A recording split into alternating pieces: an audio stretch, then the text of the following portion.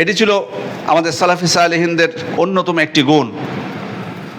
শুধু নবী রাসূল নয়, বরং আমাদের সালাফ যারা ছিলেন সাহাবা ইকরাম থেকে শুরু করে, তারা তাদের জীবনেও এই ক্ষমার নীতিটিকে গ্রহণ করেছেন, এই গুণ বা বৈশিষ্ট্যটিকে গ্রহণ করেছেন। ওমর ইবনুল খাত্তাব রাদিয়াল্লাহু আনহুর কাছে এসেছেন ওয়াইনা ইবনে হিসন। তিনি এসেছিলেন তার ভাতিজা হুর ইবনে কাইসের মাধ্যমে, যেহেতু হুর ইবনে কাইস ওমর ইবনুল খাত্তাবের খুব কাছের মানুষ ছিলেন।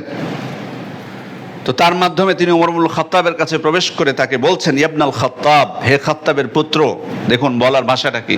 তিনি তখন কিন্তু আমিরুল মুমিনিন, খলিফা, খলিফাকে কিভাবে সম্মান করে বলতে হয় না, ওইটুকু সম্মান তিনি দিচ্ছেন না। তিনি বলছেন, ইবনুল খাত্তাব, হে খাত্তাবের পুত্র, ফাওয়াল্লাহি মা তুতিনাল জাজলা, আল্লাহর শপথ করে বলছি তুমি আমাদেরকে খুব বেশি কিছু দিচ্ছ না, যেটুকু প্রাপ্য আমাদের সেটুকু তুমি পুরোপুরি আমাদেরকে দিচ্ছ না।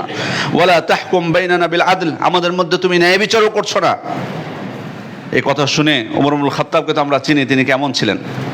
তিনি দান করতেন কিনা আমরা সবাই জানি, তিনি ন্যায় বিচার করতেন কিনা আমরা সবাই জানি। তো রেগে যাওয়ারই কথা, ওমর ইবনুল খাত্তাব রেগে গেলেন। তিনি কিছু একটা করতে উদ্যত হলেন, কিন্তু তখন হুর ইবনে কাইস তিনি ওমর ইবনুল খাত্তাব রাদিয়াল্লাহু আনহুকে বলছেন, আমিরুল মুমিনিন, আল্লাহ তাআলা কি আল্লাহ রাসূল সাল্লাল্লাহু আলাইহি ওয়াসাল্লামকে বলেননি ওই আয়াতের কথা কি আপনি ভুলে গেছেন? খুযিল আফওয়া ওয়া'মুর বিল উরফ, হে রাসূল আপনি ক্ষমাশীলতার নীতি গ্রহণ করুন এবং সৎ কাজের আদেশ করুন। তখন ওমর ইবনুল খাত্তাব রাদিয়াল্লাহু আনহু সাথে সাথে চুপ হয়ে গেলেন এবং তিনি কোনো কিছু করলেন না। সম্মানিত উপস্থিতি, এভাবেই আমাদের সালাফরা তারা তাদের জীবনে এই গুণটিকে গ্রহণ করেছিলেন। ইমাম বুখারী রাহিমাহুল্লাহকে তার এক সাথী বললেন, ইন্না বা'দান নাস ইয়াকাউ ফিকা, কিছু মানুষ সবসময় আপনার নিন্দা করে। ইমাম বুখারীকে তার এক সাথী বলছেন যে কিছু মানুষ সবসময় আপনার নিন্দা করে। তখন উনি উত্তরে বলছেন, ইন্না কাইদাশ শাইতানি কানা দাঈফা, নিশ্চয় শয়তানের চক্রান্ত খুবই দুর্বল। শয়তানের চক্রান্ত খুবই দুর্বল। দেখুন আত্মবিশ্বাসটা দেখুন, শয়তানরা চক্রান্ত করবেই ভালো কাজের বিরুদ্ধে। দৃঢ়তার সাথে বলছেন, সহজ কথায় উত্তর। খোঁজ নেননি যে কে করেছে, কোথায় করলো। আমরা হলে কিন্তু বলতাম যে কোথায় ছিল, পাশে আশপাশে কে ছিল, কি সমালোচনা করলো, ভাষাটা কি ছিল, তুমি কোনো উত্তর দিয়েছিলা কিনা।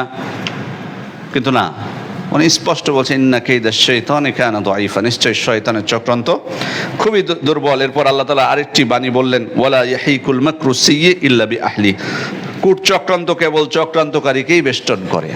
কেউ যখন খারাপ ষড়যন্ত্র করে, ওই ষড়যন্ত্রে সেই পতিত হয়, সেই ধ্বংস হয়, সেই ক্ষতিগ্রস্ত হয়।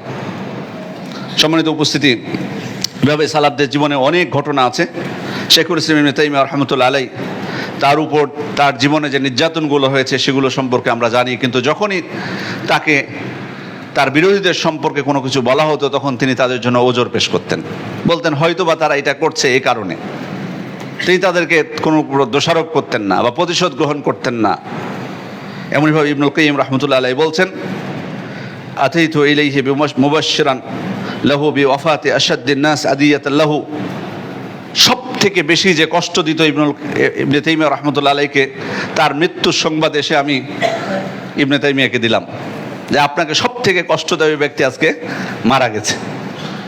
যে খুশি হওয়ার কথা, কিন্তু না, উনি বলছেন, ইবনুল কাইয়্যিম রাহিমাহুল্লাহ বলছেন যে উনি আমাকে ধমক দিলেন এবং তার চেহারা পরিবর্তন হয়ে গেল এবং তিনি ওই মজলিস থেকে, ওই বৈঠক থেকে তিনি উঠে গেলেন। এরপর ওই মৃত ব্যক্তির বাড়িতে চলে গেলেন।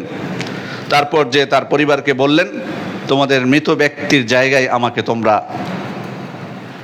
তোমাদের মৃত ব্যক্তির জায়গায় আমাকে তোমরা কল্পনা করতে পারো, তার জায়গায় আমাকে স্থলাভিষিক্ত করতে পারো।